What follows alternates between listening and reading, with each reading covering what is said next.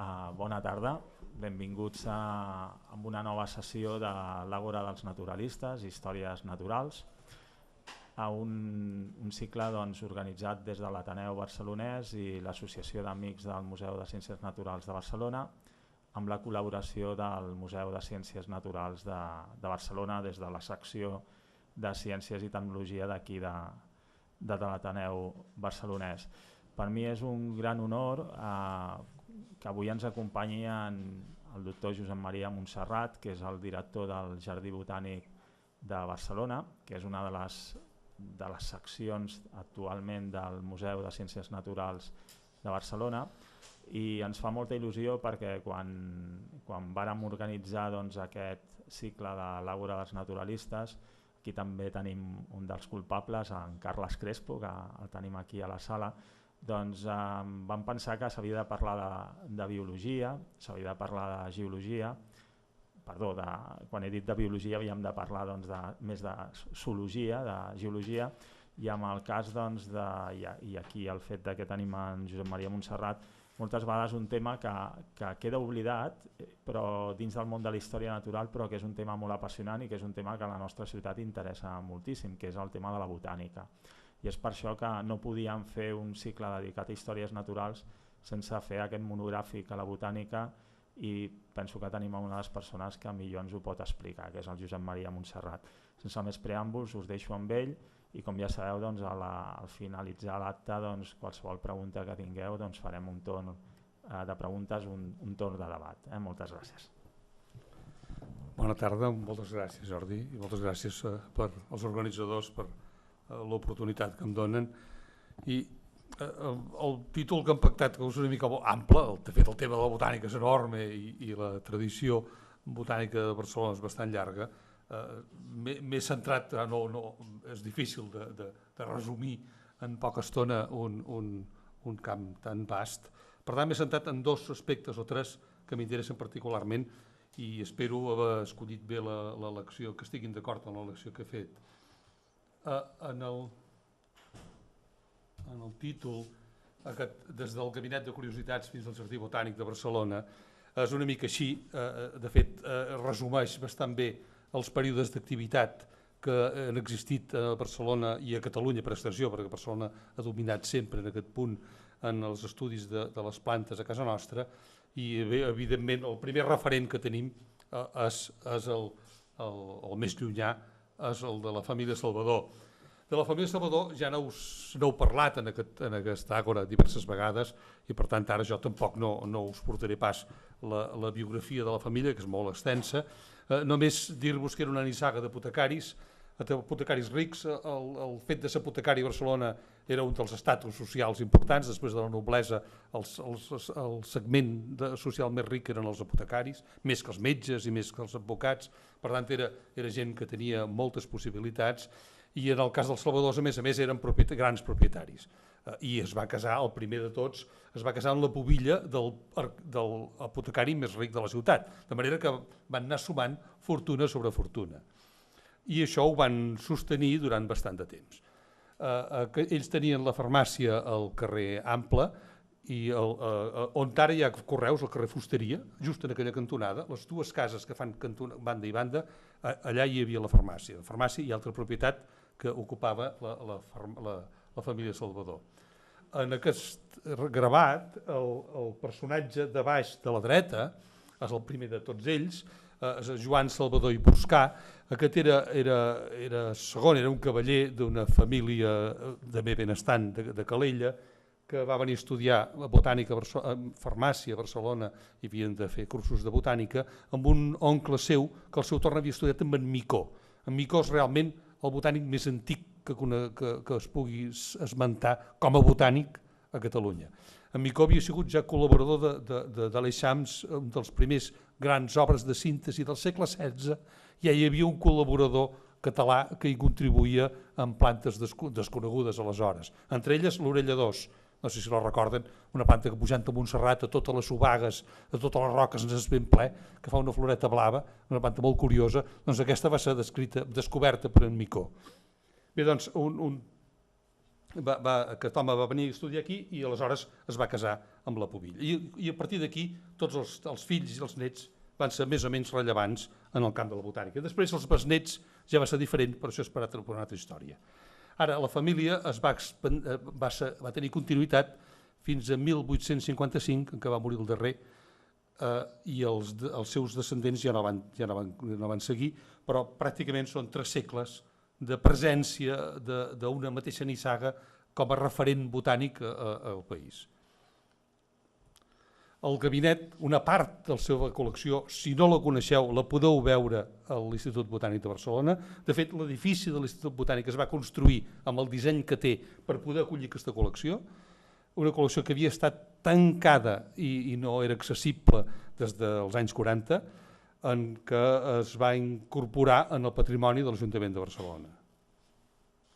És una col·lecció important, té una biblioteca considerable, 2.200 llibres, molt ben escollits, moltes primeres edicions d'autors molt importants, molts autors que figuraven a l'índex aleshores.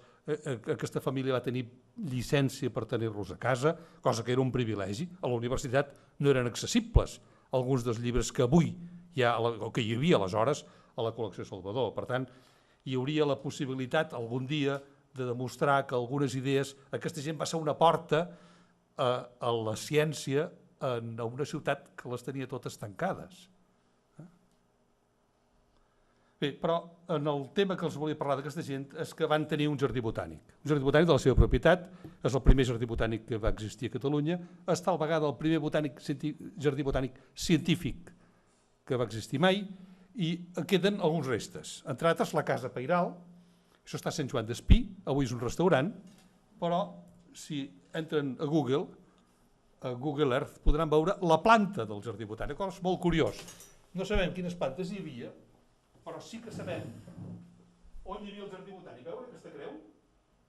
Això és una organització típica de jardins antics.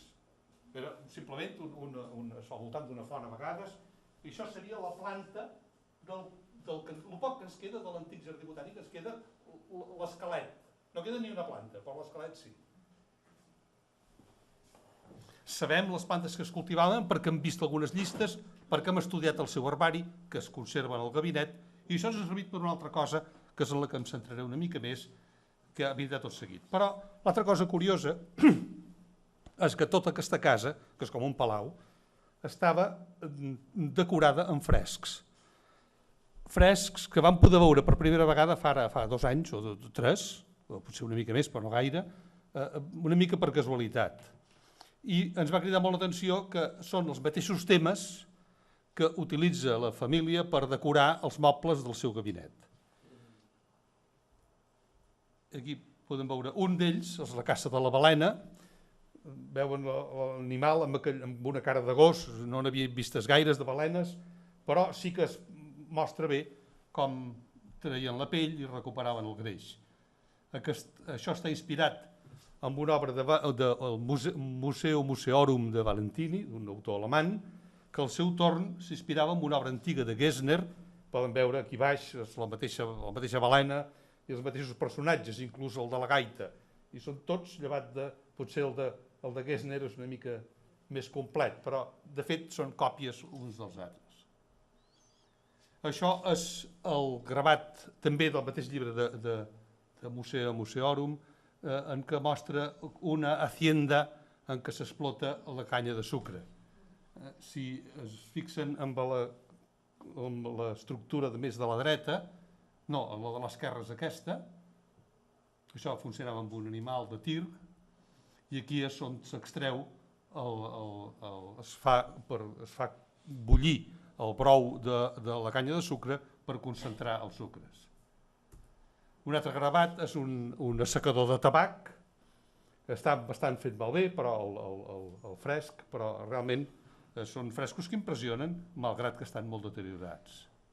Però també estan obtinguts del mateix llibre. I el que no sabem d'on ve són una altra paret sencera, il·lustrada amb temes orientals, que no hem pogut trobar de quin llibre ve. Però hi ha uns cometes, hi ha un intent, un vehicle propulsat a vela, uns quants invents que són curiosos, com mostren Àsia com un país exòtic, la Xina particularment. S'han de situar, això estem als mitjans del segle XVII, principis del XVIII, just abans de l'expansió de la Il·lustració. I un altre tema curiós que no es pot demostrar que tingui una relació estricta amb els salvadors, però que ens ha ocupat bastant i que ens ha donat bastantes satisfaccions, ha sigut en el marc d'una sèrie de llibres sobre la Barcelona del 17, publicats per en García Espuche, que el primer de tots es va dedicar als jardins. I el motiu era que a la casa de l'Ardiaca hi ha un manuscrit que es diu La cultura dels jardins per governar perfectament les flors, arbres i plantes de la constel·lació de Barcelona. Constel·lació referida a les ciutats de la vora de Barcelona. Això és un manuscrit anònim i no hi havia manera, encara no hem pogut situar l'autor, però el que sí que hem situat clarament és que les plantes de les que parla, els noms que utilitza i la informació que dona ve del Salvador. Això és del Salvador, estem segurs. I ho podrem veure ara tot seguit. Això són plantes de l'herbari Salvador, plantes prensades, que aquestes plantes tenen 300 anys, estan molt ben rotulades, relativament ben conservades, i són algunes de les plantes que s'esmenten en el manuscrit. Això ens va permetre una cosa interessant, que és que per primera vegada vam poder, o de les poques vegades que s'ha pogut fer, comprovar amb plantes reals els noms antics. Això no sembla fàcil, però no ho és.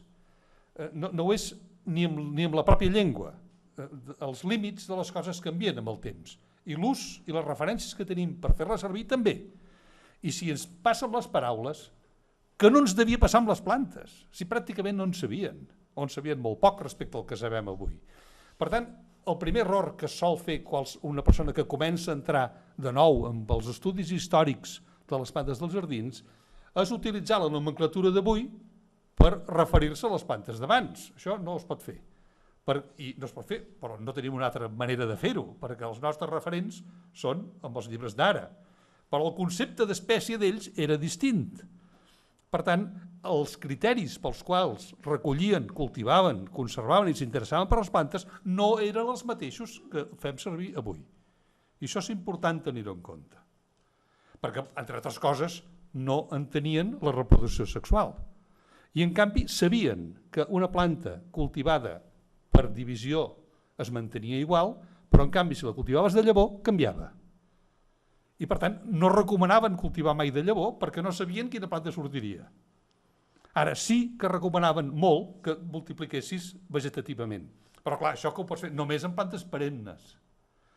Per tant, això ens porta a moltes conclusions divertides. Per exemple, que les plantes que es feien servir en els jardins, diguem, dels nostres no besavis ni rebesavis, sinó els rebesavis dels rebesavis nostres, eren completament diferents de les que fem servir avui. Eren plantes molt distintes, però molt. Entre altres feien servir molts clavells, els clavells avui costen de veure, quan era jo petit encara n'hi havia als balcons, però ara cada dia costa més, tots són geranis ara, però clavells ja no n'hi ha tants. I roses d'aquelles antigues també costen de trobar. Aquí esteu veient, abans eren dos clavells, aquí un altre clavell, un roser de flor doble. Això en deien, això és una centaurea de Turquia, que en deien, m'he oblidat del nom, no, ambròsia no. És una planta molt aromàtica, que fa mosqueta, fa olor de mesc, una olor molt, molt forta. I això tenia el seu interès perquè a Barcelona, fins a la caiguda de les muralles, tots vivíem entre murs i no tots els carrers tenien clavegueram i el transport era amb animals de sang. Si volen per un moment imaginar-se la pudor que feia Barcelona al segle XVII, devia ser una cosa indescriptible. Avui ens transportessin allí, ens moriríem del susto. Clar, aquesta gent es delien per qualsevol cosa, que fes bona olor i que els hi permetés oblidar-se de la pesta que feia al carrer. Tant és així que Colón, quan descobreix Amèrica, està buscant resina d'acàcies per ajudar a fer mescles i fer encens per cremar, perquè les cases intentar pal·liar les males olors que hi havia. Era una de les coses que estàvem buscant. Avui ens sembla impossible. No, doncs era dels objectes centrals de l'expedició cap a les Índies. Bé, doncs, per tant, les plantes aromàtiques eren plantes importants per aquella gent per motius concrets. I l'altra cosa interessant són com es delien per les plantes americanes. El cas de la canya del rosari, la canna índica. Aquesta planta és americana, és coneguda perquè les llavors són de la mida dels contes de rosari. Per tant, es feien rosaris realment amb les llavors d'aquesta planta. I això és una planta d'ara, això és Ranunculus gramineus, és una planta que aneu per muntanya mitjana, en boscos o llocs calcaris, la podreu trobar relativament fàcilment, però trobareu sempre la flor que hi ha aquí baix. És una flor simple. Les plantes tenen un sol gen, un supergen, que en diuen, és un gen molt gran, que controla el desenvolupament de la flor. I és el que decideix si un estam serà un verticil, serà un pètal o no. Hi ha les flors més primitives, el cas de les ranunculàcies, que tenen molts estams. Hi ha una mutació que fa que la planta tingui molts pètals i molt pocs estams, perquè converteix pètals en estams. Això fa una flor molt vistosa, però molt poc útil a l'hora de reproduir-se. Els insectes no troben els estams de tants pètals com té. Però aquesta anomalia tenia un enorme interès per la gent que feia jardins en el segle XVI. Molt. Quina era la raó? És difícil de dir avui i és difícil de situar-nos en aquell temps. Però imagineu-vos per un moment persones que es creien absolutament i sense dubte que Déu havia creat totes les espècies tal qual diu el Gènesi, per tant no era interpretable, les espècies es reproduïen segons cada espècie, això ho diu literalment el Gènesi, per tant les variacions no eren comprensibles, no hi cabien les variacions, no hi cabien les monstruositats, les deformitats. Això no havien d'existir perquè no estaven en el programa.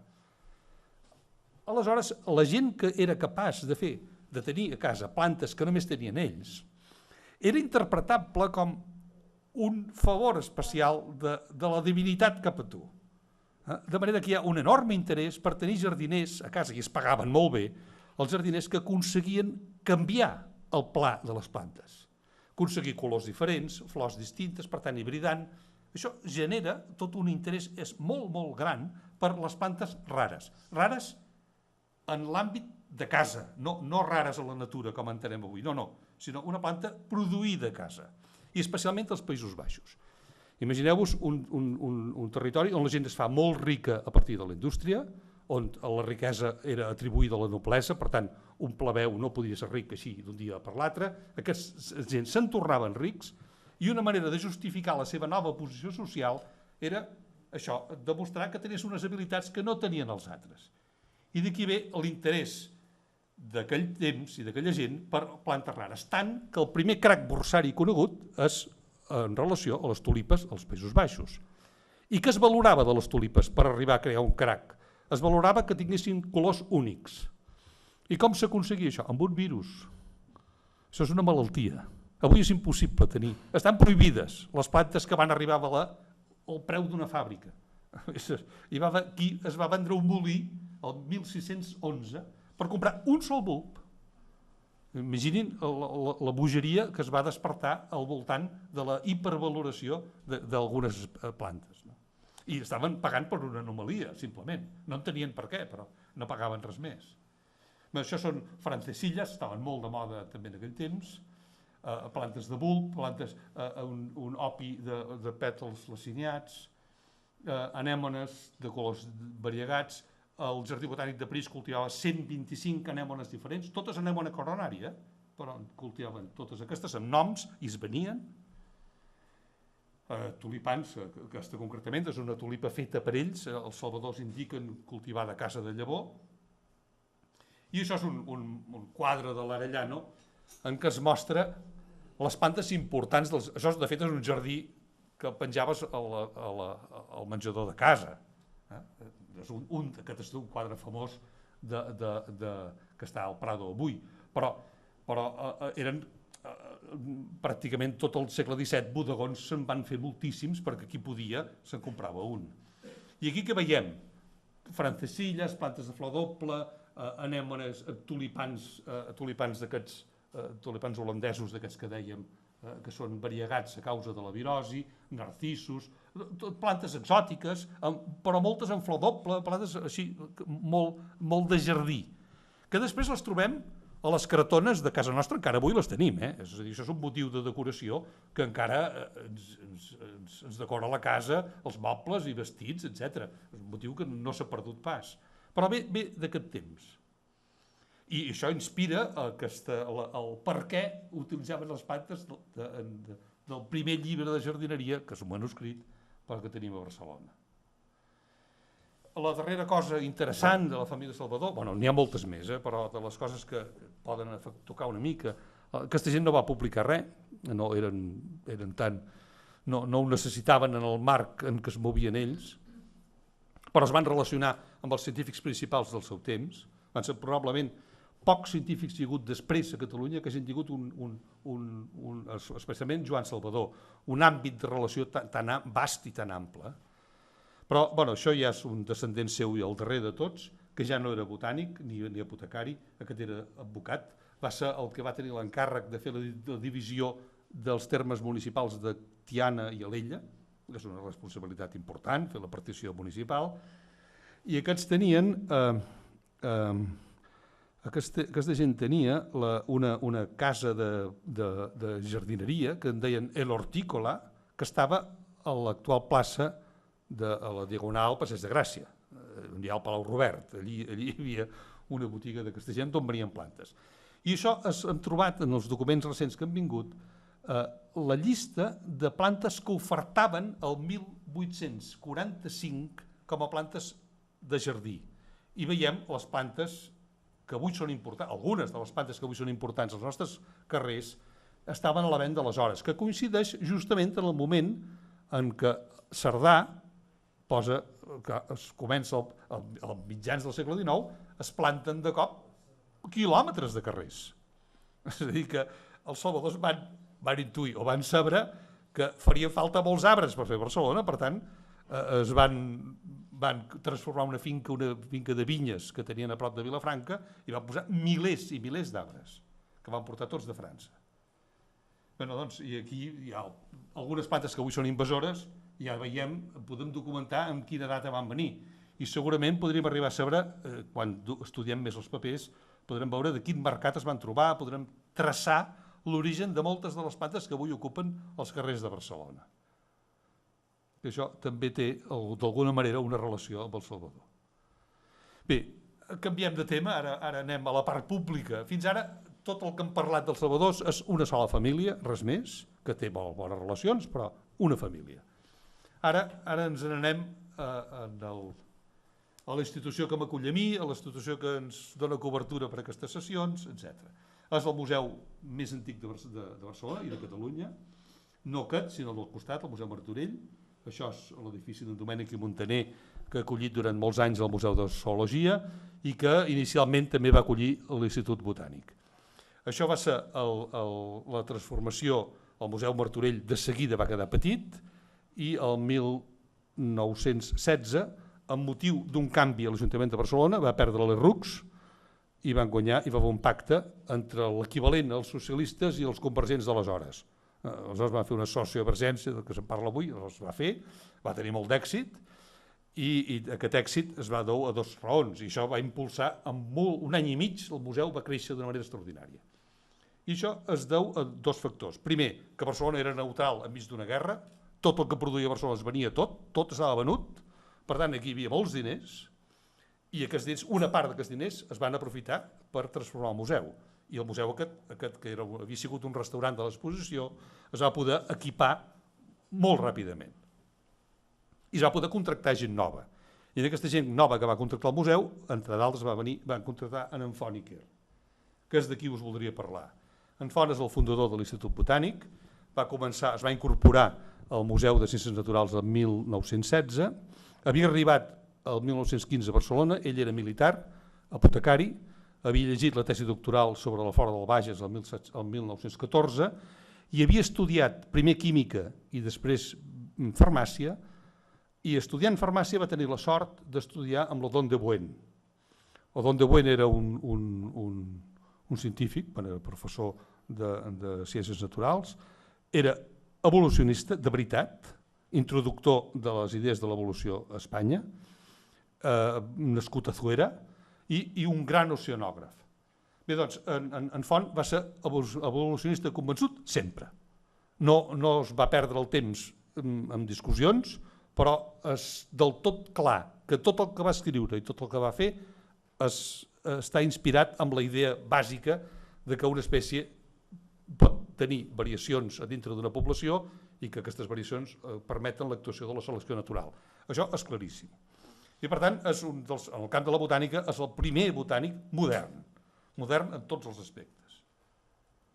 Era un home molt ben format, dominava el llatí, alemany, francès, les llengües cultes d'aleshores, totes, l'anglès no tant, l'anglès s'havia de fer ajudar, però en el seu temps el normal eren les llengües que estic dient ara i no pas l'anglès.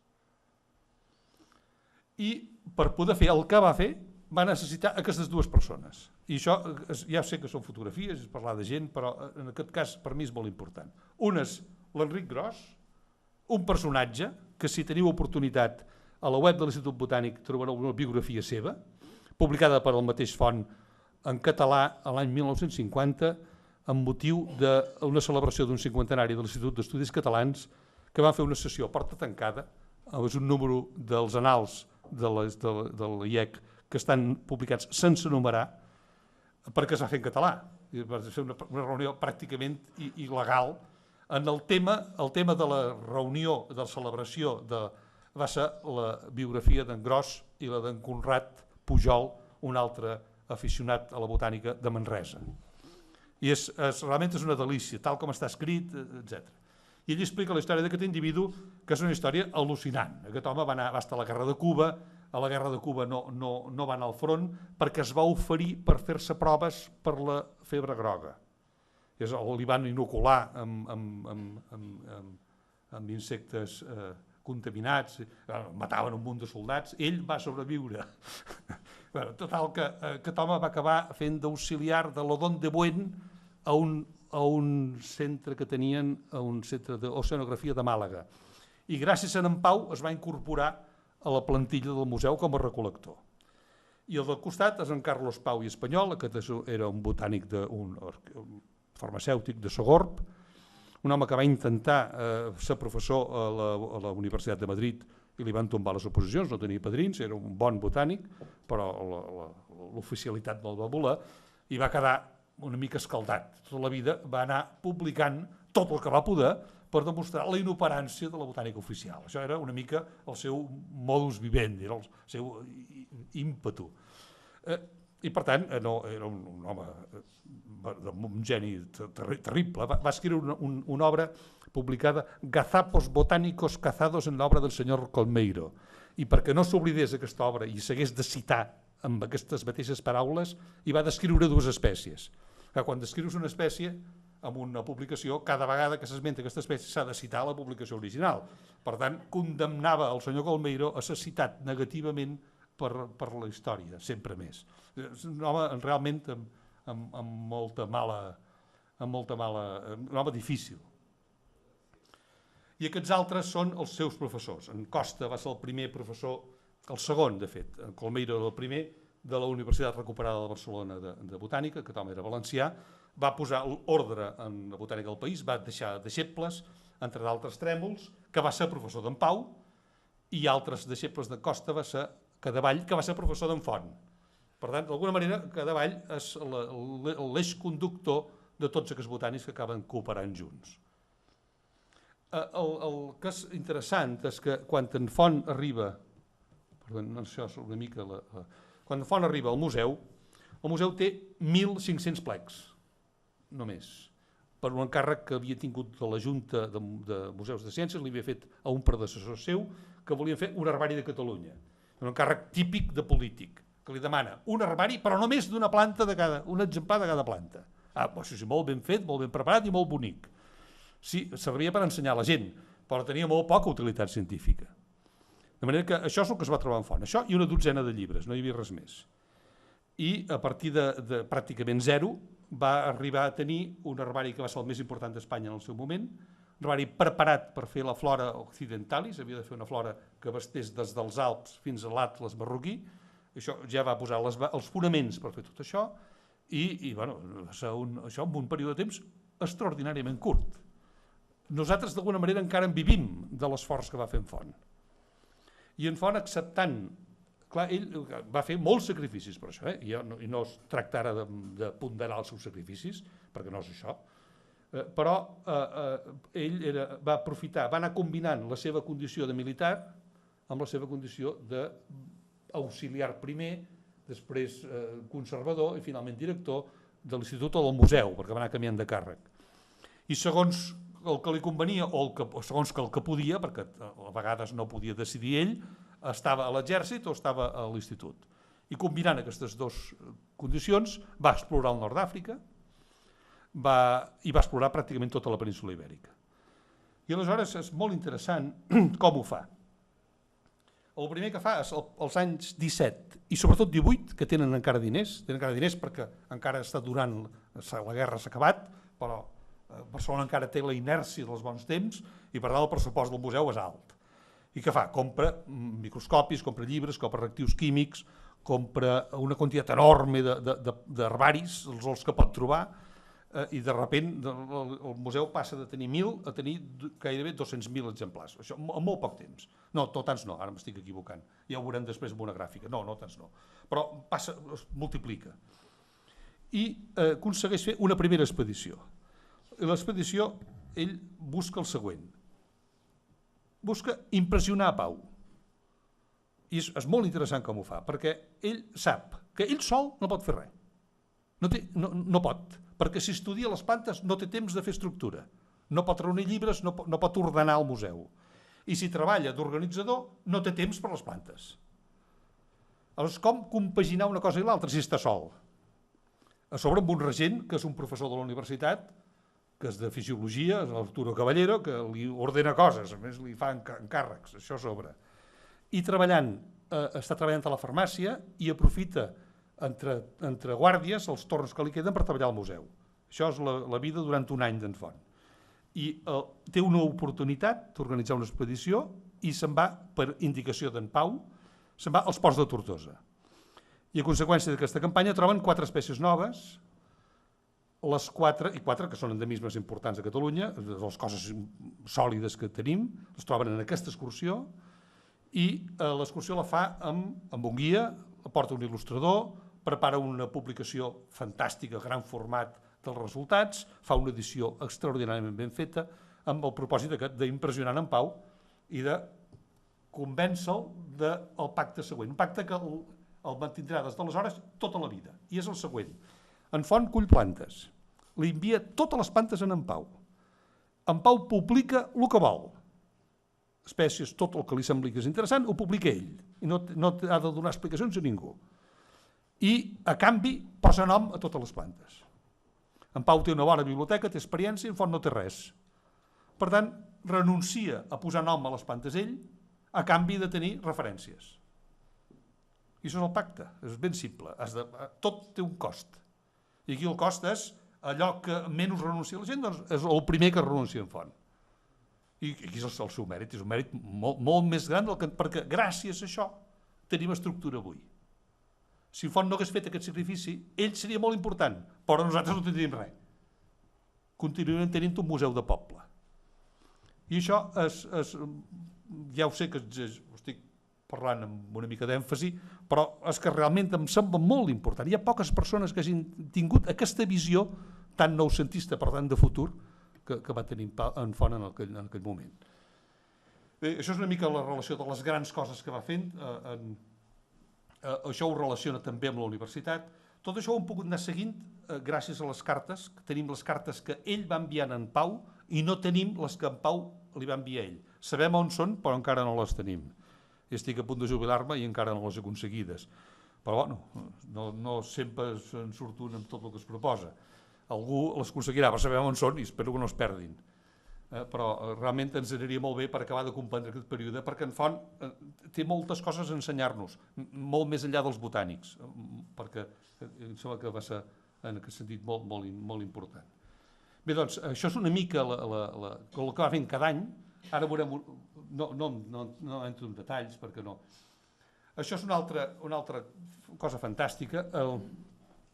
El RIF, a veure, vostès recorden que Espanya i França es van dividir el Marroc com a protectorat.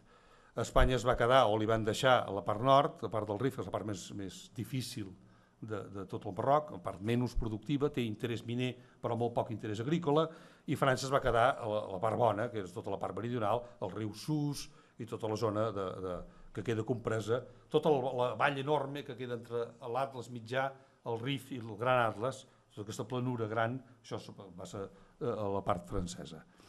Bé, doncs, el que passava en aquest moment era que el nord del Marroc no havia sigut explorat mai. No hi havia anat ningú. Marroc va ser un país com l'Afganistan, des del punt de vista de la relació del Marroc amb els països occidentals, fins pràcticament finals del segle XIX. Per tant, era un país molt desconegut, malgrat estar aquí mateix. Per tant, en Font va veure l'oportunitat, òbviament, i a sobre l'exèrcit el va destinar al Marroc. Ell era farmacèutic militar, era el segon càrrec de la farmàcia militar en el nord del protectorat espanyol al Marroc, per tant, tenia una posició suficientment bona com per ofertar a l'exèrcit i rebre l'autorització per utilitzar els recursos militars per explorar botànicament el Rif. I per tant va poder anar a zones on no havia anat ningú, naturalment acompanyat de soldats perquè l'havien de protegir, sobretot els primers anys. Després, a mesura que es va anar pacificant el Rif, ja va anar viatjant sol. Però la manera com organitza les campanyes, com preveu totes les coses que hauran de succeir, és molt, molt interessant. I entre altres coses fa aquest petit opuscle en què ven a l'anticipada les plantes que collirà ell al Marroc i que per tant necessita diners, i això demana a l'avançada a Londres, a Ginebra, a Washington, etc., que li avancin 1.000 pessetes, que eren bastants diners, i ell a canvi d'aquestes 1.000 pessetes li enviaria 1.000 plantes. 1.000 plantes, hi hauria moltes espècies noves, hi hauria molts tipus, i prometia un gran resultat a canvi de molts diners. Bé, doncs, això se'n surt, no tan bé com ell s'esperava, però se'n surt molt bé, i va fer una contribució fonamental. Encara avui, moltes plantes, gairebé tots els endemismes, totes les coses rares al nord del Marroc estan descrites per en Font. I això nosaltres hi hem treballat a darrere. Nosaltres hem anat utilitzant molts dels recursos que en Font ens ha deixat pel camí, que ens ha permès continuar a l'Institut Botànic d'avui. Un altre personatge, aquí només el tenim de passada, a Sant Josep Quatrecases, va ser el primer i pràcticament únic deixeble que va tenir fins als anys 30, però aquest home va ser un deixeble extraordinari. En Quatrecases, a finals del segle XX, era un dels homes que més espècies noves havia descrit a Colòmbia. Ell va sortir d'aquí, es va formar amb en Font, va estudiar a la Serra de Màgina, i acabada la tesi a la Serra de Màgina va tenir una beca per estar a Ginebra, després a Berlín. Després de Berlín va aconseguir la primera càtedra de Madrid de l'Espanya republicana i es va implicar, va ser secretari de la Federica Montseny, i això, entre altres coses, i ser membre de l'Esquerra Republicana, va suposar l'exili. I es va exilar a Colòmbia. Es va exilar a Colòmbia perquè havia conegut el país amb una delegació oficial de la República amb motiu del 250 aniversari d'en Mutis. Ell va representar la República i va ser convidat l'any 32 a visitar. I va quedar tan fascinat per la flora americana, ell s'orientava cap a la flora d'Àfrica i es va reorientar de seguida cap a la flora i realment pensin que Colòmbia és un dels països del món amb una flora més rica. Per tant, tal va ser el xoc que mai més va deixar de fer res més que flora de Colòmbia. Es va haver de tornar a exiliar de Colòmbia després, per segona vegada, i va estar ja tota la vida exiliat de Colòmbia, ja no va tornar mai més, i des de l'Smithsonian Institution de Washington, que és on va acabar, va dedicar-se només a estudiar plantes de Colòmbia. Només. I va aconseguir ser fidel en això, és tot un personatge. Més de 2.500 espècies descrites. 2.500 espècies venen a ser el 60% de tota la flora catalana, que és una flora rica. És una cinquena part de tota la flora d'Europa. Això fet per un sol personatge amb un temps relativament curt. Per tant, va tenir un home de molt de mèrit. Bé, aquí el tenim a Berlín, i surt perquè és secretari de la primera revista científica que es va publicar de botànica, que es va publicar mai a Espanya, que es deia Cabanillèsia. Això va ser una iniciativa d'en Font, una revista privada que publicava ell a les seves expenses i va ser bastant una revolució. I això és l'expansió de l'herbari que surt de zero fins ve als 400.000 exemplars que té en el moment que acaba la Guerra Civil. Això són alguns dels mapes. Acabada la guerra, en Font intenta salvar, perquè es va quedar aquí, ell no es va exilar, per tant va intentar salvar els mobles. I va intentar que les noves autoritats no li espatllessin tot el que havia fet. I intenta vendre, ja que ja no podrà fer la flora occidentalis des de mitja França i tot el Marroc, intenta fer la flora des del protectorat espanyol del Rif fins als Pirineus. I prepara, això és un mapa que va preparar ell mateix per explicar les zones que havien explorat en els anys anteriors de la península per demostrar que estaven en condicions de poder abordar un projecte com aquest. Però, malgrat tot, acaba a la presó de seguida i el tenen una denúncia d'un alumne seu que el denunciava que no s'havia passat, va estar a la guerra, el va enxampar a Terol, justament allí es va obrir el front i ell, per comptes de decidir passar amb tots els alumnes al cantó espanyol, doncs va dir que cadascú vagi on vulgui. I ell se'n va tornar a Barcelona, la majoria dels alumnes van tornar amb ell a Barcelona, menys un que se'n va anar a l'altra banda. Bueno, això com una història més de tantes altres que van passar en aquells anys de dissort. I l'altra cosa, que això ja si volen és una anècdota només, però una anècdota curiosa, és que l'Institut Botànic va ser el primer institut de recerca de la Generalitat Republicana. Es va fundar com a institut autònom de la Generalitat l'any 35 per en Carles Bissunyer, que aleshores sintonitzava molt bé amb en Font. Per això ens queda només el cartell, perquè inclús els papers han estat a Salamanca fins fa 4 dies. És a dir, que no han pogut... Jo només he vist aquest paper, no he pogut consultar mai. Bé, això és una altra part de l'activitat d'en Font acabada la guerra, que continua treballant fins al final dels seus dies, va seguir vinculat a l'institut, va ser recuperat com a militar inclús, no tenia altre... Al final va tenir bastants reconeixements, malgrat tot. Això és una excursió de la Institució Catalana d'Història Natural a Blanes. Tot això formava part d'iniciatives d'en Font. En Font el tenim aquí al mig, al costat del capellà, que no recordo qui és. Al costat d'ell hi ha la doctora Casas, que va ser professora de botànica de la Universitat Autònoma durant molts anys. A darrere, amb capell, hi ha en Carles Faust. Al seu costat, en Josep Vives. Després les persones següents no sé qui són. El que seu, que pràcticament no se'l veu, així una mica calb, és Antoni de Bolòs. Al seu costat hi ha en Ramon Margalef.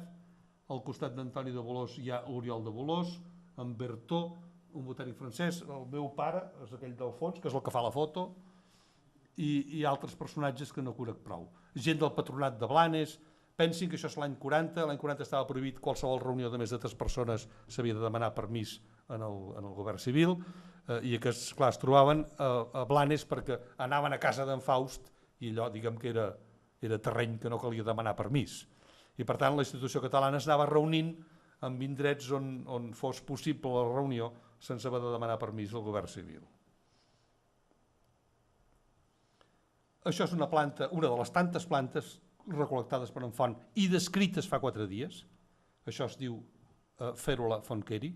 Es va descriure l'any 96 en el marc d'un estudi d'un projecte europeu en què vam actualitzar tota la flora del nord del Marroc. I en aquesta planta es va descriure a partir de materials d'herbari i no s'havia trobat mai a la natura. Es descrivia com una planta morta fins que la vam trobar no fa massa a una població molt gran, vam tenir el 2004 la vam poder recuperar per primera vegada i ara la cultivem al Jardí Botànic. La seu de l'antic Institut Botànic, això ja és la seu del nou, aquí sí que hem tingut un canvi substancial molt gran en els darrers anys, això es va inaugurar l'any 2003 dintre del marc del nou Jardí Botànic. El nou institut ara sí ja té de tot, està ben equipat d'herbaris, té una biblioteca fantàstica, perquè entre altres coses s'ha heredat la biblioteca d'en Quatre Cases, això ens ha permès ampliar molt la biblioteca que teníem, una biblioteca centrada, van tenir la idea de treballar a l'Àfrica, sobretot, per tant va anar comprant llibres per treballar a l'Àfrica. Però, en canvi, deia que a Amèrica els catalans no hi arribarien mai, com a centre d'objecte de treball d'un institut botànic com el de Barcelona. Però finalment Quatre Cases va donar la seva biblioteca, per tant una part important i part del seu herbari. Per tant, com a mínim, els materials de Quatre Cases són aquí. Hi ha laboratoris moderns, l'Institut Botànic és un centre de recerca ja homologat en tots els centres de recerca del país i en altres d'arreu del món. Molt ràpidament el jardí, això és la imatge més antiga que tenim del jardí més antic, el que hi havia, no el dels Salvadors, que només tenim aquell plànol que hem vist. Això és el Parc de la Ciutadella, que funcionava com a jardí botànic, el petit parterre que hi ha davant del Museu Martorell, que és el que veuen, aquesta mena de selva aquí, és el que hi havia aleshores, i una mica l'hivernacle al fons.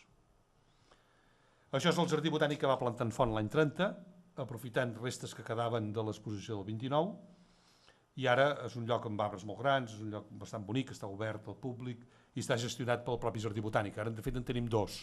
El que en diem històric, que és aquest, també a Montjuïc, a darrere mateix del Palau Nacional, i el jardí botànic modern, que el tenim a dalt. Això. Un altre jardí que es va fundar en part a iniciativa d'en Font és el de Blanes d'en Faust. Aquí tenen en Carl Faust, el jardí botànic de Mari Murtra, al costat d'una anolina acabada de plantar, i això és el nou jardí botànic. Aquí tenim els dos, 4 dades bàsiques de la superfície que ocupa, 12 hectàrees, si comptem pàrquings i de més una mica més, a l'altre 3, però de fet no deixa de ser important que en el conjunt de Montjuïc hi hagi unes 15 hectàrees o 16 dedicades a jardí botànic. Això sí, per el que és Montjuïc, que és relativament petit, tenim un jardí botànic bastant decent per la mida de la ciutat. És un jardí que està completament orientat cap a la flora mediterrània.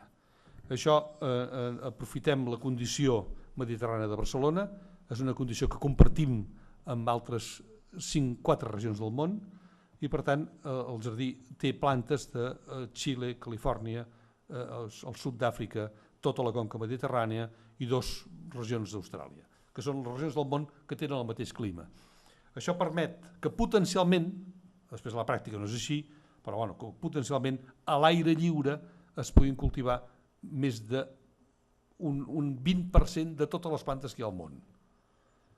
Tan ric és el clima mediterrani. És una cosa extraordinària. Pensin que la regió més petita del món amb més flora és l'extrem d'Àfrica del Sud.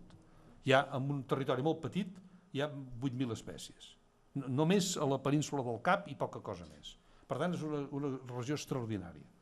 I això mateix torna a passar a Austràlia i d'alguna manera passa també a Califòrnia i a Xile.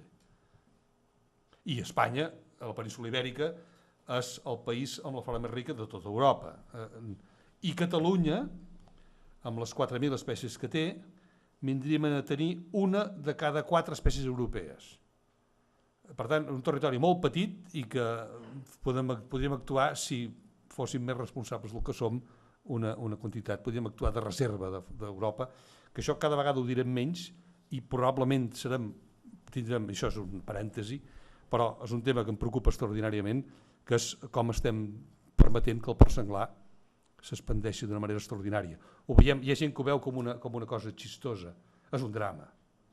Està aixecant tots els geòfits del país. Aquí tenim una única població d'isoetes, que és una planta raríssima, una falguera heterospòrica, que a la terra baixa quasi no en queden, quedava una mica a la roca, es pensava que havia desaparegut, es va tornar a retrobar i ara està desapareixent delmada pel porc senglar.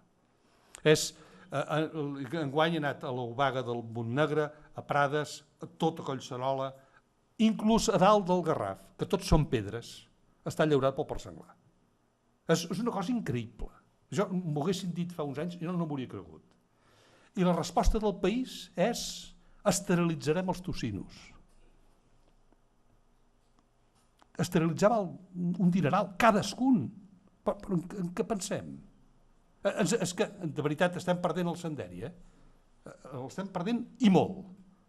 I jo no sé a qui clamar perquè les coses canviïn. Però realment, pensin, les plantes que està delmant el porc senglar representen el 20% de totes les que tenim. Són magnituds molt grans. I no podem estar passivament mirant com si no passés res. Ara, ningú diu res, ni ecòlegs, ningú, tothom calla. Jo no sé quin interès hi ha al darrere, però realment és un tema molt preocupant. Quan ens vulguem adonar compte, quan vulguem recuperar el que estem perdent, no ho podrem. I aquesta posició que tindríem de ser un dels països petits amb la fauna més rica, això es pot perdre. Es pot perdre de veritat. Perquè, bàsicament, i això la culpa no el té el senglar, evidentment. El senglar no té cap culpa.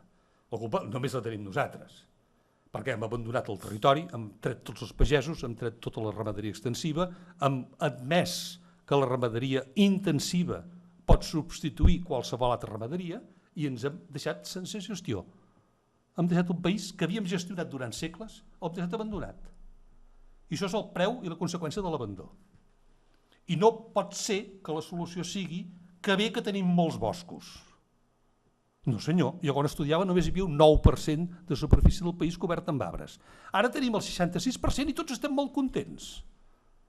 Per què volem el 66%? Per pagar diners als bombers perquè apaguin uns focs que només apaguen els petits? Que els grossos no els apagaran mai? Això és el que volem. Jo no sé què s'ha de fer. I em perdonin que ara m'he ficat un lloc on no m'havien cridat i m'estic abusant de la seva paciència. Però realment és un problema. Sí, absolutament. Sí, totalment. És tot competència d'ella. Sí, ja ho sé, ja. Sí. Bé, tornem al botànic, però seria molt trist que les plantes es quedessin només aquí.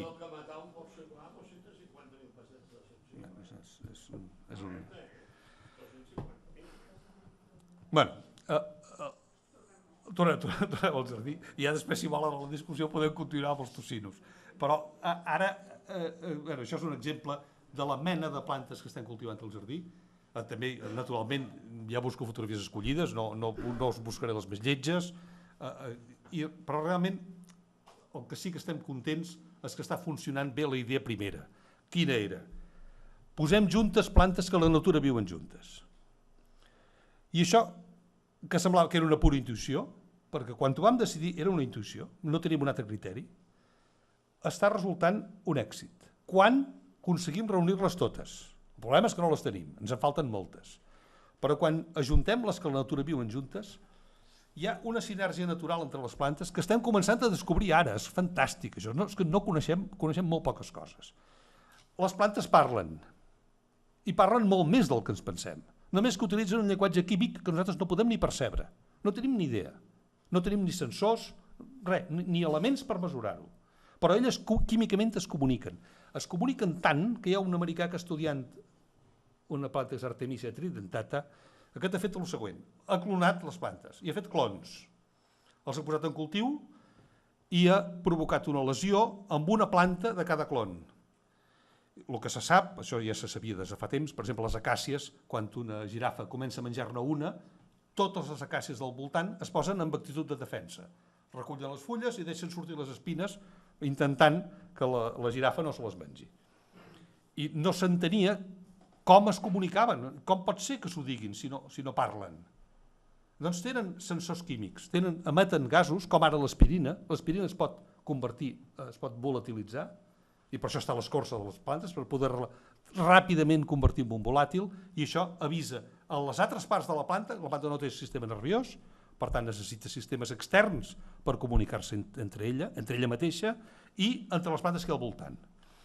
I aquest senyor el que va demostrar és que les plantes del mateix genèticament iguals reaccionaven abans. És a dir, responen per famílies. Realment només és un experiment, això s'ha de comprovar més. Però el que és fantàstic és que les plantes tinguin aquesta capacitat de resposta, que és extraordinària. Què passa? Quan poses plantes que han viscut sempre juntes, coneixen la química de les altres i per tant ocupen tot l'espai. Si ocupen tot l'espai no deixen lloc per les males herbes. És així de simple. El que passa que has de tenir-les totes, no han de quedar forats. Perquè si hi ha un forat hi ha males herbes. I si hi ha males herbes hi ha un jardiner que té molta feina, que ja comencem a tenir problemes. Això és la nostra vida diària al jardí botànic. Però simplement és traslladar aquest missatge positiu de que la jardineria, podem fer una jardineria nova si aprenem de la natura, com hem fet sempre. Però ens queda molt per aprendre per poder tenir una jardineria que ens costi menys diners. Com a mínim, això ja valdria la pena fer-ho. Bé, hi ha ara 4 idees de cap on volem anar. Un jardí, nosaltres, el jardí botànic depèn del museu, però no només depèn del museu. És també un jardí que està involucrat amb l'àrea metropolitana de Barcelona. L'àrea té una xarxa de 44 parcs, ara ja són més perquè s'han inaugurat nous parcs, però és una xarxa molt potent de parcs només a l'àrea metropolitana. I a Barcelona n'hi ha 3, 2 dels quals són el Jardí Botànic Antic i aquest.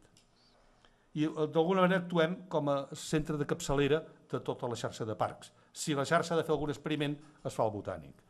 I si el botànic aprenem alguna cosa, i s'intenta traslladar en primer lloc a l'àrea metropolitana. Afortunadament tenim, i els convido, si tenen temps i ganes, es poden incorporar com a voluntaris del Jardí Botànic. Tenim un grup molt ample de persones que ens ajuden. Els convido, no vol dir que puguin ser-ho demà mateix perquè tenim una mica de cua, però bueno, poc o molt ja anem creixent. I després, òbviament, és un espai d'aprenentatge cada vegada més gran. Això sí que algunes coses des de la nostra vinculació més estreta amb el museu han tingut canvis importants, aquesta n'és una. I després, clar, òbviament tenim projectes de futur diversos. Un d'ells és recuperar tota la Foixarda com a jardí botànic, això ens agradaria molt, però ja ho veurem. De moment el pla, la modificació aprovada recentment, la darrera, del pla, una modificació parcial del Pla General Metropolità ho contempla, ja veurem si és possible. Després, ara mateix estem acabant noves oficines amb la idea de potenciar molt el banc de llavors. El banc de llavors en el món mediterrani és molt útil perquè les plantes són molt fàcils de preservar les llavors, molt. És molt més senzill preservar diversitat genètica en forma de llavor que en forma de planta. En forma de planta viva és molt car. I després pensar nous projectes que ara no els hi explico perquè estem intentant ja fa temps aconseguir un projecte a l'àrea metropolitana en el parc de Collserola. No ens n'hem sortit encara, busquem un projecte LIFE, que són projectes molt importants i molt cars, però bueno, algun dia ens en sortirem. Ja tenim, això ens ha aprovat enguany, uns recursos de la taxa turística que es permetrà desenvolupar una guia que utilitza el geoposicionament per traslladar. El que hem fet ha sigut allò que volem comunicar en el públic que visita el Jardí Botànic ho estem modificant a la Viquipèdia. Hem agafat la Viquipèdia com a base de dades, en català. Per tant, com que de les plantes que tenim pràcticament no hi havia res, hem anat modificant la Viquipèdia tot el que volem que els visitants del Jardí Botànic puguin accedir a les plantes. I aleshores el que fem és, a través d'una web, facilitar l'accés en el seu mòbil de les dades que ja hem penjat a la Viquipèdia. Però davant de cada planta, vas passejant pel jardí i vas accedint a informació en temps real que anem actualitzant amb la Viquipèdia. Això és una idea que estem bastant contents perquè això funcionarà i ara que tenim diners ho podrem fer millor. I després l'altra cosa és, clar, aquesta dimensió ciutadana i metropolitana, doncs això és molt important pel Jardí Botànic.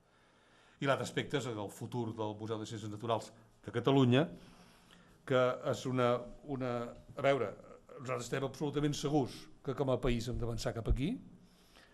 Pensin que tots els museus aquests de Ciències Naturals depenen només de l'Ajuntament de Barcelona, que som el museu més antic, el que té més projecció territorial de tots.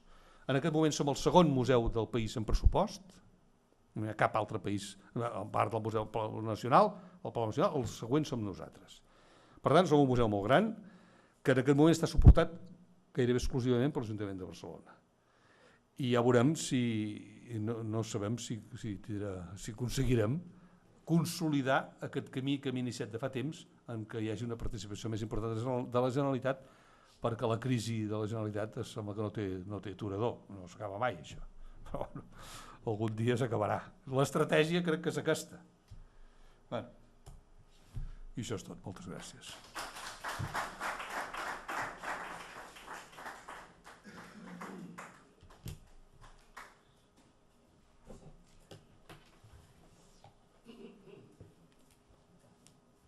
Hola, hi ha alguna pregunta?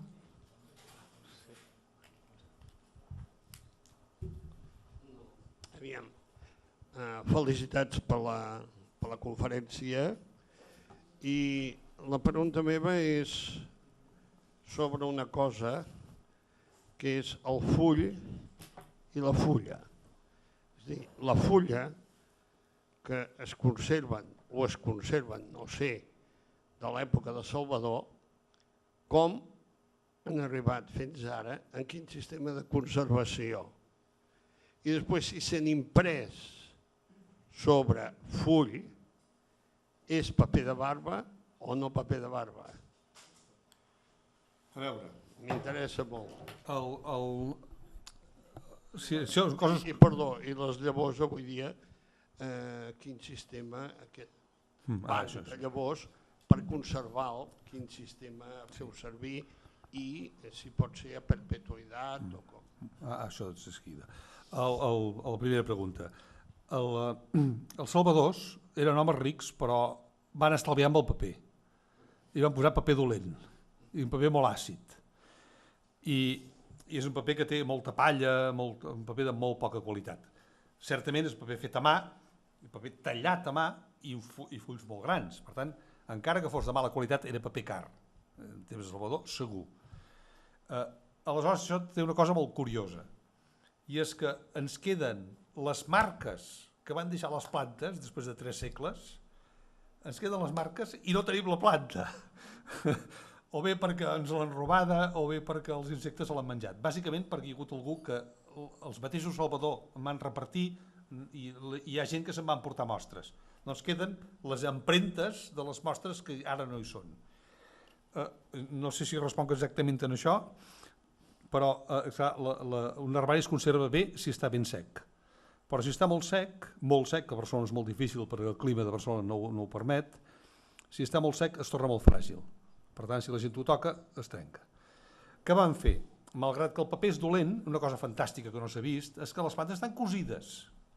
I plec a plec, algú va anar passant amb un fil i una agulla, va anar cosint la planta al plec. És una meravella, perquè va anar fent els punts de costura que convenia a cada exemplar, perquè no es belluguessin a dins del plec. Ara després els insectes fan de tot, i en Bolós als anys 40, però això ja era molt tard, va intentar pal·liar part dels danys dels insectes amb DDT. Hi ha tot de pols de talc que van barrejats amb DDT, és tot l'herbari tractat de dalt a baix. I ara ho conservem bé perquè el que hem fet ha sigut climatitzar tot l'herbari. I ara sí, ara tenim l'atmosfera de l'herbari, és una atmosfera adequada per a la conservació d'aquesta col·lecció i per tant l'herbari no està amb la resta de la col·lecció, sinó que està baix amb l'herbari general. Està junt tot perquè té unes condicions de conservació molt millors. La gràcia és que la humitat sigui de l'ordre del 50%, de 50% o menys. Com més per sota vas del 50%, més car és, perquè has de gastar molta energia, i més fràgil tornen els plecs. Per tant, és un equilibri difícil. L'altra cosa que fem és posar feromones per intentar atraure tots els mascles de l'insecte, que així els anem caçant i anem sabent si n'hi ha. Des que som a l'edifici nou, ara fa 13 anys, no n'hi ha hagut cap. I abans treballaves i caia una pluja de corcs que anaven caient damunt de la taula. Això s'ha aturat del tot. Però també, abans de venir aquí, vam fer un tractament de tot l'edifici antic, el vam tancar tot. Vam aconseguir un permís especial perquè coneixíem gent, però si no encara ara em faig creus que ens el donessin, i van tractar amb gas ciclón, el gas amb bromur de metil. Tota la casa vam picar 100 quilos de bromur de metil a dins, i això va matar tots els corcs, larves, tot el que hi pogués haver. I per tant van venir d'alguna manera amb l'herbari net. Això és molt important, va fer mesos abans de traslladar-nos. I per tant ja no vam passar contaminats i preservant tant les condicions exteriors, ara està molt bé, no tenim problemes. I la segona pregunta era en relació a... Espera, que no ho he apuntat, però... les llavors. El que s'imprimia, com s'imprimia en aquell temps, al segle... Tot és escrit a mà. Tot és escrit a mà. Tot, aquest Herbari Salvador, tot. No hi ha res imprès. Com comencen a fer l'impremta, a fer el model? En l'herbari encara fem servir moltes coses a mà, o impreses amb l'ordinador és diferent, però materials impresos a l'herbari n'hi ha pocs, només a les plantes seriades, aquestes plantes que feien moltes còpies, aquí sí que feien les etiquetes impreses, però si no l'impremta encara ara és rara entre les col·leccions biològiques. I l'altra cosa que m'ha preguntat era per les llavors. De llavors n'hi ha més, però les classifiquem, per entendre's, en dos tipus. El que en diem recalcitrants, que són llavors que no toleren la deshidratació com a mètode de conservació, i les llavors ortodoxes, que són aquelles que pots assecar i en principi es conserven indefinidament seques. Per entendre's, la castanya és de les recalcitrants i els aglans tots. Si intentes assecar un aglà, mates la llavor i ja no pot guardar-se. Per tant, i molts arbres, avellanes, nogueres, tot això no es pot guardar. És a dir, que les llavors s'han de collir cada any. En canvi, de pins ja poden guardar llavors i, naturalment, totes les plantes menudes, tot això es pot guardar. Com més petita és la llavor, en general, més fàcil és preservar-la. I la llei que utilitzem és una que diu que per cada 10 graus de temperatura que baixem i per cada punt percentual d'humitat que extraiem a la llavor, multipliquem per 10 la supervivència de la llavor. Per tant, si les llavors les tenim a 20 graus i ho passem a menys 18 i normalment estan a un 70% d'humitat ambiental i ho posem a un 7%, que és el que té la sílica gel, doncs ja poden comptar, per això diuen que es conserven milers d'anys. Teòricament sí. Ara, jo crec que no és cap objectiu conservar llavors d'aquí 1000 anys. Diguem que els que vinguin a darrere nostre, si no saben que han de fer les llavors, ja les poden llançar, és igual. No? Perquè, de fet, cada generació ha de prendre una decisió sobre el seu propi patrimoni. I preservar llavors, qui pot garantir que no ens tallaran la llum en els propers 1000 anys? Ningú. Per tant, ho preservem amb la idea primera de que conservem pel propi jardí botànic. El jardí botànic, la millor manera que té de preservar diversitat és en forma de llavors. I això, una altra cosa important és que les plantes mediterrànies, com que han de passar un període d'estiu molt dur, dominen espècies ortodoxes.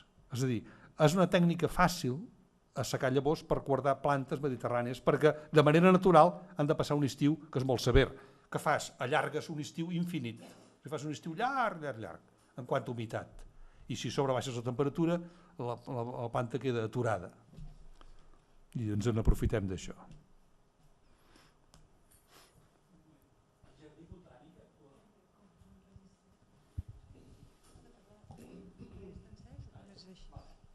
El jardí botànic actualment on està situat? A Montjuïc? Sí.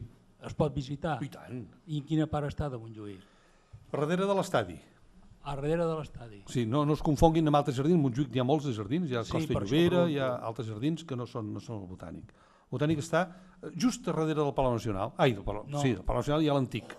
I el nou està darrere de l'estadi, entre l'estadi i el castell. El que hi ha a darrere del Palau és l'antic jardí botànic. Es pot visitar també. I tant, sí. Aquest val la pena, perquè ara està molt bé. Sí, és que jo hi vaig algunes vegades i això deu ser el jardí botànic, però no ho sabia. Bueno, res, moltes gràcies. Aleshores, no preguntava, volia preguntar sobre la conservació que ha dit de les llavors.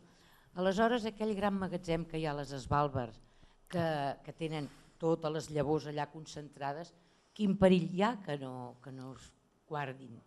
No. Allà no hi ha el perill de l'electricitat, perquè allà està sota gel, allà estan congelades. Però aleshores, si tenen una caducitat limitada, què faríem llavors? Perquè allò representa que és la reserva mundial.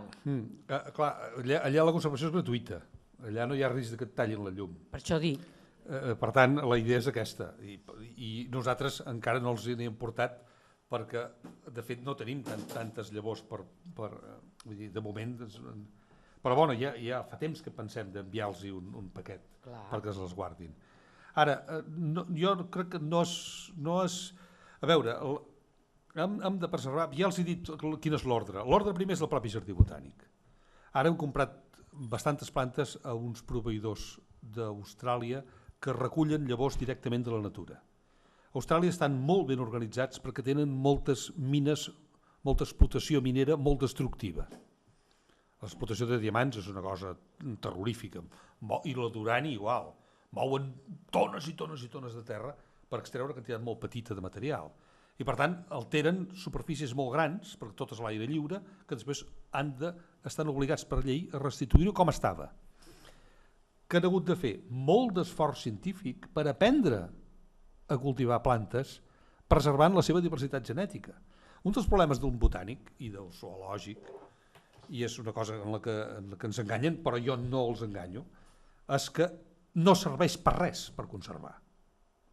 Ara estic exagerant, però serveix per poc. Per què? Perquè domestiquem. És terrible com les plantes s'adapten a nosaltres. I s'adapten tant a nosaltres que ja depenen de nosaltres. I ara ja és tota una disciplina científica, la restauració ecològica.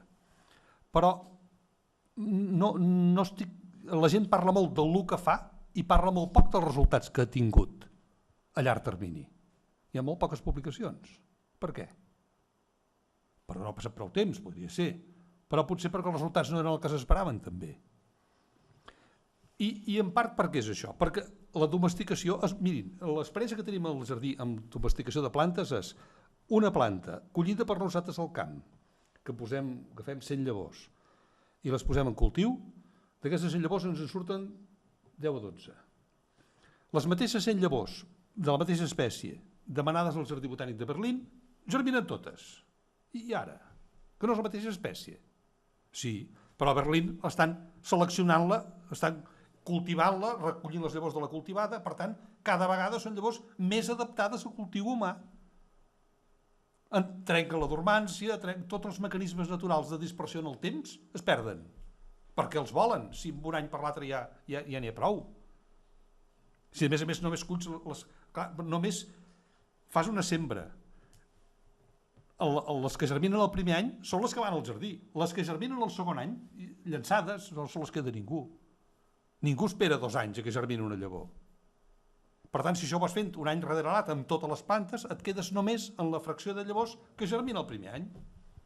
És la mateixa planta, sí, però aquesta planta, quan després la retornes al camp, ja no funciona igual, perquè ja s'ha adaptat a viure en el teu jardí, des del primer any.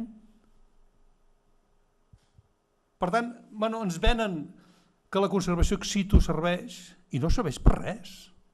Si no entenem això, no estem entenent res. Ens estem carregant la natura, ens l'estem carregant del tot, i sistemàticament, i sense pietat, i pal·liatius no n'hi ha. No n'hi ha perquè els que hi ha no serveixen. Ara podem anar així, naturalment, podem anar com els burros també, però això no és una solució, no té solució.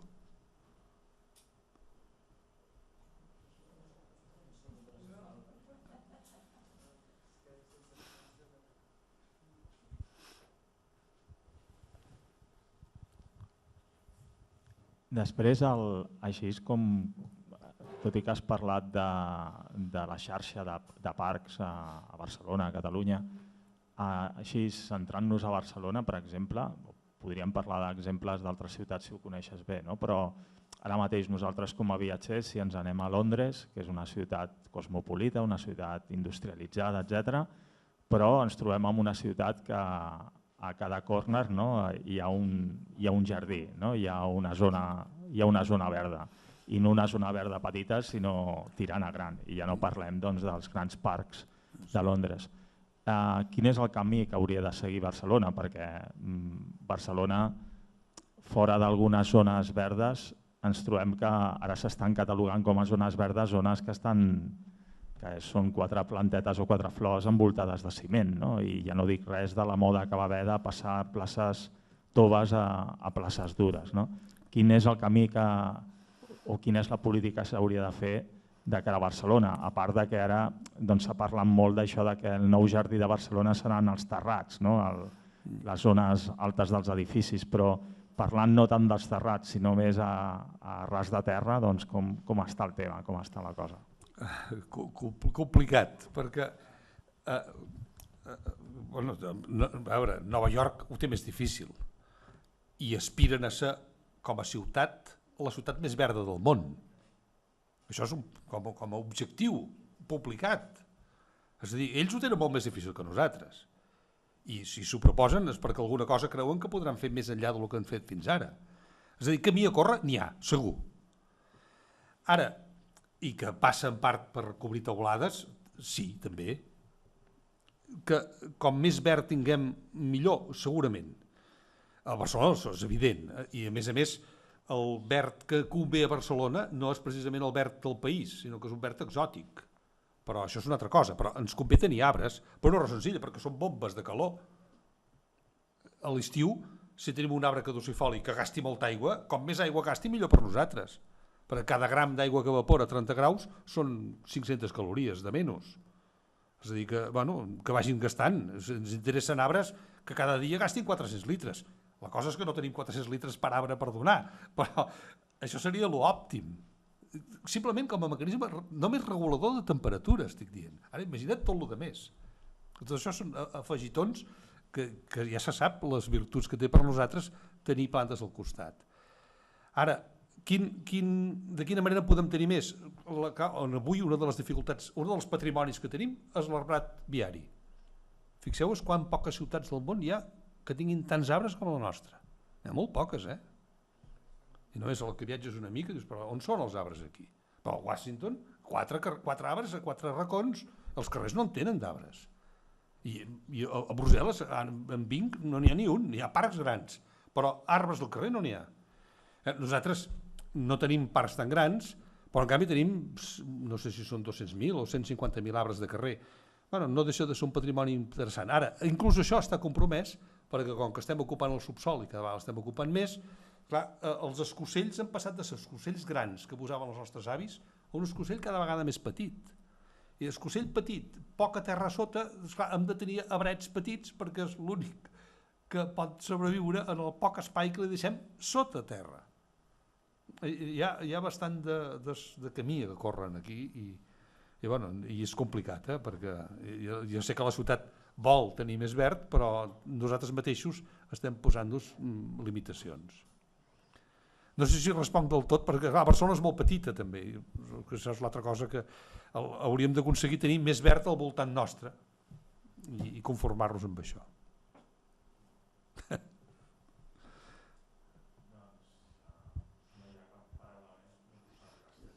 A vosaltres.